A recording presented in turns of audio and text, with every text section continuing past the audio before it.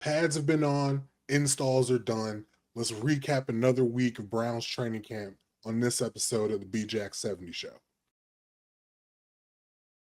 Welcome to the BJack 70 Show. I'm your host, Brandon Jackson. And first things first, rest in peace, Uncle Phil. Second thing, want to just thank everybody, thank the new subscribers, everybody coming on. Shout out to Quincy having me on. Appreciate you having me on, dog. Um, getting a lot of new subscribers from the series of videos I did with him. So if you're new, thank you for coming, thank you for joining, thank you for checking out the channel. I appreciate you being here. A lot of fun things coming very soon. Next weekend, August 15th, 16th, and 17th, I'll be on the road. I'm going to Pittsburgh Steelers training camp, and I'm going to Baltimore Ravens training camp. Got to keep an eye on the enemy. So I'm gonna go to a few of those practices, come back home, and report back what I've seen. We'll get more in depth on what I'm looking forward to in those training camps later in the week. Um, but just want to let you know, let you guys know what's coming, what's ahead. So thank you for being subscribed. Go ahead and like that video. Tell somebody else to subscribe. But we got football to talk about. We got Cleveland Browns football to talk about. And the first thing I want to say about this week of practice, everything I said in my last couple episodes about KC Concepcion and Denzel Boston, I stand on it. I double down on it. I triple down on it. I'm buying stock in both of them. Um, I have no updated view of either of them. I love them both. I think they're going to be studs. I again, we the pads are on now. Next thing to see is in a preseason game in joint practices what they can do against opposing teams that aren't the Cleveland Browns. But as far as I'm concerned, those two are good. Those two are good. We hit on those two picks. I'm all in on both of those guys. So there's nothing you can say to sway me off of that position. I've posted that clip on TikTok talking about them. People bringing up Corey Coleman. I don't want to hear it. I don't want to hear it. I don't want to hear it. Whoever's throwing them the football is gonna look a lot better because they're throwing it up to Denzel Boston, and KC Concepcion is gonna be open. Um, it really doesn't matter who's back there throwing the football. They got to make sure every play they figure out where 12 is, they figure out where number 1 is, and figure out how to get the ball in their direction. Figure out where 44 is. If they're not handing it off to 10, that's going to be the recipe for success. If Jerry Jeudy wants to show up and play to the best of his capability, the way we know he can play, I don't know all the time if he knows how well he can play, but what we know Jerry Jeudy can do, if he can bring that to the table with number 1, with number 12, with number 44, we're going to be just fine in the long term.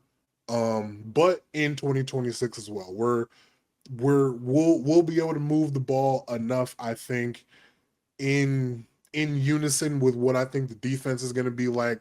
I think we'll be a respectable team, but I'm getting ahead of myself there.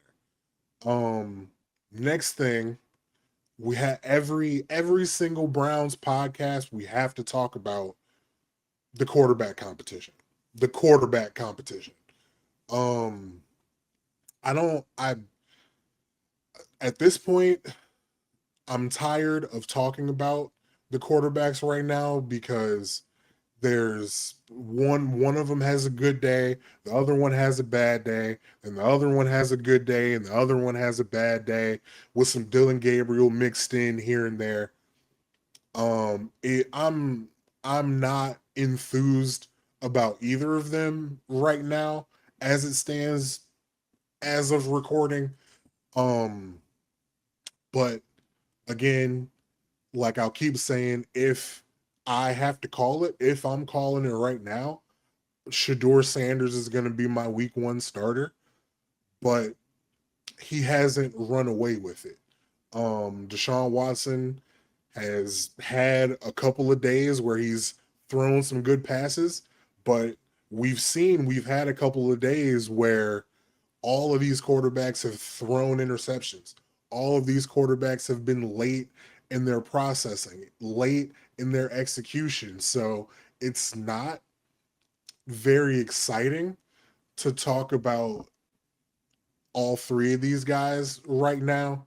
Um, I think the fact that that it's close, that should disqualify Deshaun Watson.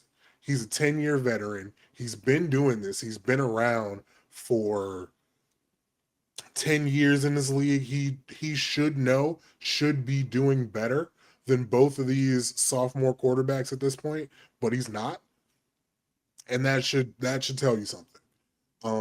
Still have a lot of football left, still got preseason games, still got joint practices, but I'm not enthused and I'm not looking forward to what it would look like if he takes the field week 1. I'm just going to be honest, I'm really not feeling it if that's the case. Um but like I said, all of these guys, like I'm recording this Friday night, Friday afternoon in practice, these dudes, all of these dudes threw up turkey bacon clubs over the middle of the field and got picked off. All of them. So it's really, there's better things on this team to be interested in, to be focused on than the quarterbacks. The quarterback room, the quarterback battle, however it ends, it's going to be what it is. It's going to be uh less than average performance, most likely by either of these guys, given what we've seen at this point. I hope I'm wrong. I hope I'm wrong. I hope that it's too early, that these guys will come into their own, but nothing that I have seen so far, being at practice or watching all these videos from the media, is really screaming successful long-term quarterback. And speaking of long-term quarterback, let me talk about the Browns organization right now real quick. If they truly wanted to win games and be a good football team in 2026, there would be another quarterback in this room that's not Deshaun Watson or Dylan Gabriel. Having Shador be there and fight for it is completely fair. But given what we saw from Dylan Gabriel, given what we've seen over multiple years with Deshaun Watson, the fact that there's not another veteran quarterback in this room in camp doing the things that they're doing, it screams we don't care about 2026. It's all about development. It's all about development. It's all about development. That right there should tell you that. Let alone Jimmy Haslam in an interview saying, I think we can compete in 2027. Not to say that we have given up on 2026. You've given up on 2026 clearly by the state of this quarterback room. Just by the sheer players that you've put in the quarterback room. If you were serious, if you were really serious, there would be somebody else in this room.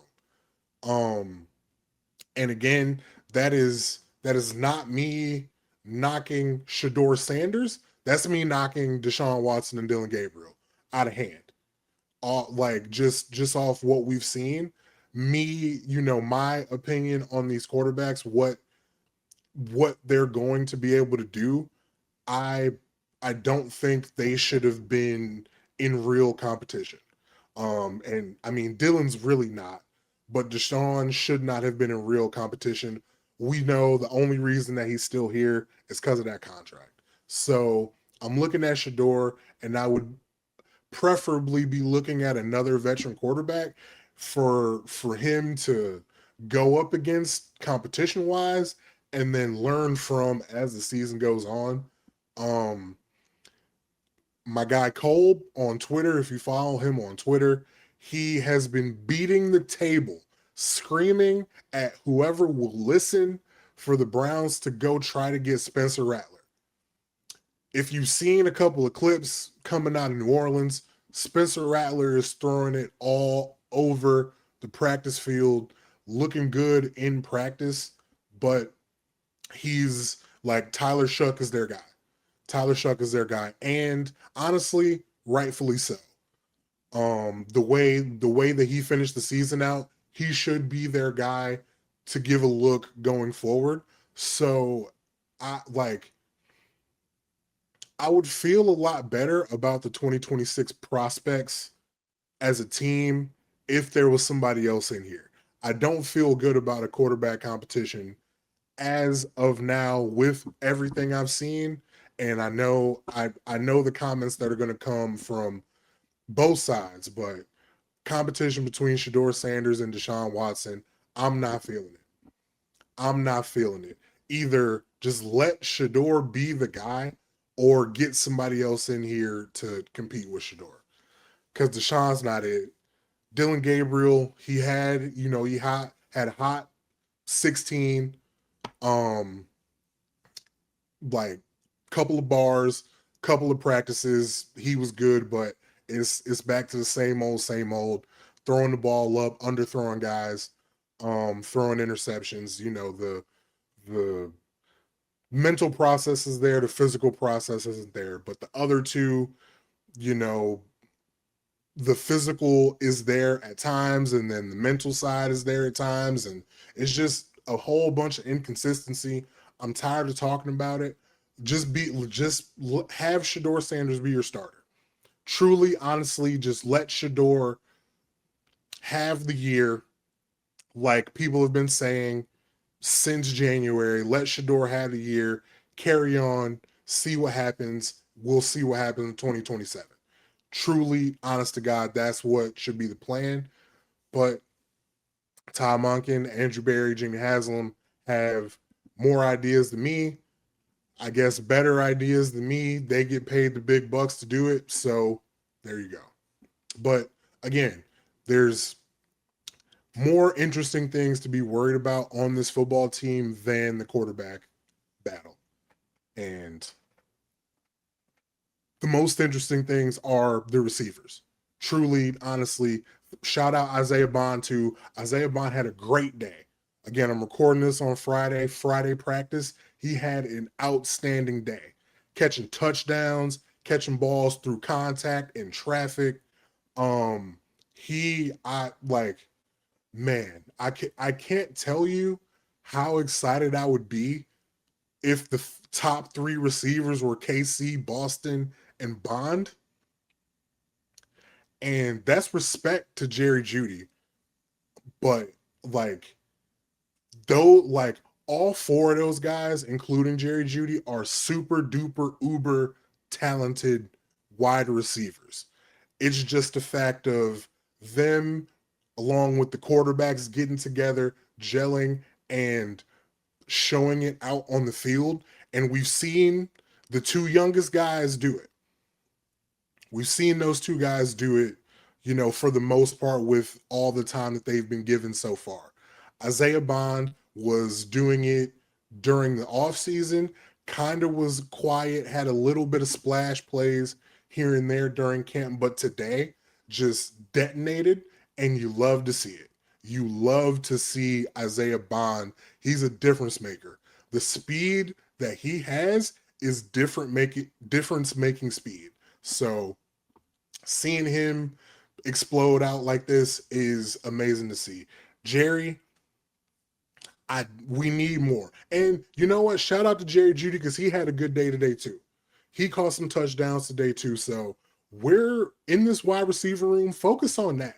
Focus on how good that room is compared to what it's been. Think about what it's been.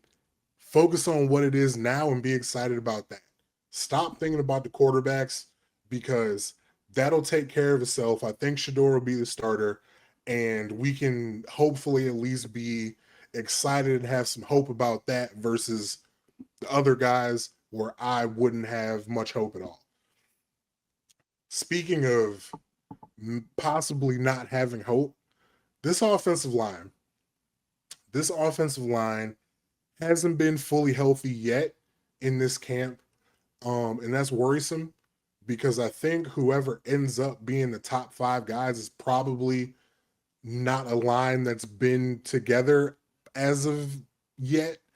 I'm glad Spencer Fano has been healthy. And he's working really hard. He's doing some good things. I think he's been getting better. I can't always tell what he's doing in the media videos because they're focused on the receivers and the quarterbacks in those vids. But I think he's been getting better. DeJuan Jones is a factor in this race. We know pretty much for certain Zion Johnson will be part of the starting 5. Elton Jenkins will be part of the starting 5. Tyus Howard will be a part of the starting 5. Those other 2 spots are kind of up for grabs. We think Spencer's going to get that left tackle spot. We think and believe he is. DeJuan is not making it easy. DeJuan is out there working. When I was at practice, DeJuan looks good. DeJuan looks good body-wise and football play-wise. He looks good. So shout out to him being healthy, being out there on the field, being in shape, looking great. He's a factor. I kind of had written him off, and that's my own fault. But he's out there. He's looking good. He's going to be a factor in the starting 5 somehow. I don't know what that's going to mean for the starting 5 offensive linemen, because I'm of the belief I think DeJuan can really should only be playing tackle. I don't know if somebody that tall should be trying to play guard. I guess it could work in theory. But if I was, again, I'm not a coach, but if I was a coach, I'd be trying to make sure he plays tackle if he's out there on the football field. But between him and Spencer, that is going to be, we're gonna have a good player at left tackle, I believe, when it's all said and done. No matter which one starts week 1 or who's out there week 5, who's out there week 12, who's out there week 17. We'll have a good one out there. But the rest of that line, who's gonna be at right guard? Is it gonna be KT Leviston? Is it gonna be Tevin Jenkins? Is it going to be Elton Jenkins with Parker Brailsford like I really want it to be? Like I really want Parker to be healthy and to be good, to be able to be the starting center, so we can put Elton Jenkins, at his best position at guard. And I think that's what a lot of people want. That's what I want. I don't know if we're going to get it because Parker hasn't practiced. I don't know how long exactly, but it's been at least a few days since he's practiced. So that's tough. That's tough. If you're not going to be out there, if you're not going to be available, you can't win a job. As a rookie offensive lineman, you're good. You have to be out there to win a job, and he's not been out there. So we're looking at Tevin Jenkins. We're looking at KT Leviston. Given what the starting defensive interior line does when they're out there, I'm not very encouraged by those 2 guys. So we're really going to have to just get to these preseason games and see what it looks like, because I can't really tell what anything looks like in these media videos. Really, to digest offensive lineman tape, you got to have all 22 footage. You got to be back behind the line of scrimmage to see what that looks like. Um, so I can't wait for the first preseason game, see what that run game looks like, see what that pass protection looks like. Because I would be shocked if most of these guys don't play. I'll understand if Elton Jenkins doesn't play, and I'll understand if Titus Howard doesn't play. Everybody else, their asses better be in that preseason game. Um, as far as the rest of the offense goes, I'll understand if Quinshon Judkins doesn't play in the preseason. Everybody else, Jerry Jeudy included, better be in that preseason game. Because we need to see what it looks like. We know what Quinshon got. We know he's good, so I'm not worried about him. Everybody else better be suited up, ready to go week one in preseason. Um, but yeah, we gotta get to that game, see what that offensive line looks like. And then last thing I want to talk about, the defense as a whole, I think is still going to be really good. Even without Myles Garrett, I think they're going to be a really, really, really good unit. This defensive line has been dominant in all of these practices, pre pads, with pads, all of them. They've been in the backfield the entire time. Mason Graham, when he's been out there healthy, has been in the backfield. Jared Verse has been has done as well as you could possibly expect him to do in these practice situations. So great for him. Um, Defensive line, I'm not worried about. Mike Hall, please get healthy. Please get healthy. He can be a difference maker for this team if he's healthy. And I really want him to be out there. He's an extremely talented football player. Need him out there on the field. The defensive backs have been crushing. They're How many interceptions do they have this training camp? 16, 17, 20. Like they got a billion of them today. So I don't know what the new number is for interceptions for this defense. They're going crazy. They're going absolutely nuts. You love to see it. You absolutely love to see it. Emmanuel McNeil Warren, thank you. Thank you to every NFL team, to 31 other NFL franchises that passed on Emmanuel McNeil Warren in the first round and most of the second round to let the Cleveland Browns and Andrew Berry draft him. He's going to be so good. He's making he's making so many plays, like since he's been healthy and out there. You see his name in all of these reporters' tweets every day, and you absolutely love to see it. Um, I thought, again, going back to my mock drafts, I had the Browns taking him in the first. So to get him at the end of the second, lovely.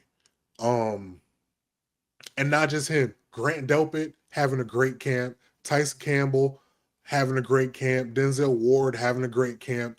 A lot of these young corners and safeties really doing a great job making their presence felt. Um, so I'm a little bit my worry about the nickel position has been dissuaded a little bit, just because like all of these guys are having such good camps in that defensive backfield. Um, I'm just gonna let it play out and see what it looks like. Carson Swessinger, get well soon, big dog. We love you. We appreciate you. Make sure you're tuned in this weekend. Luke Kuechly gets inducted into the Football Hall of Fame. That could be you. That could be you, my boy. Um, in 15 seasons and 20 years from now, that could be you, my boy. So pay attention, watch that ceremony, watch Luke Kuechly's speech. Everything he says in that speech, do it. Do what he does. Because that could be you. Get well soon, though. Get well. Take whatever your injury is, take care of it, rehab it. I personally don't need to see you in the preseason. I know what you got. I know what you got. I believe in you. I trust you. You're good. You're good. I don't need to see you. Denzel Ward, obviously don't need to see you for any football that's not meaningful. Take care of your body. Don't need it. I do want to see Jared Verse in the preseason though. You know, just for a little bit. Just for a little bit would like to see it. You know, for my own reasons. No disrespect, but just a couple of series. Just a couple of series in these games. Just to see, cause we haven't seen it in Cleveland. That's all. We just haven't seen it in Cleveland. Um Delpit, he's been playing so well in this camp. I probably don't need to see him in preseason games. But we probably will for at least a little bit. But I don't really need to see him. Everybody else, so Campbell, nah, probably not. Probably not. You can probably just let the young corners go. Probably just let the young corners go. Um, but everybody else, we'll see you next Saturday on the 16th in Carolina. We'll holla at you there. But yeah, man. Appreciate you guys being here. Appreciate you, all my new subscribers. Thank you for watching. Thank you for being here.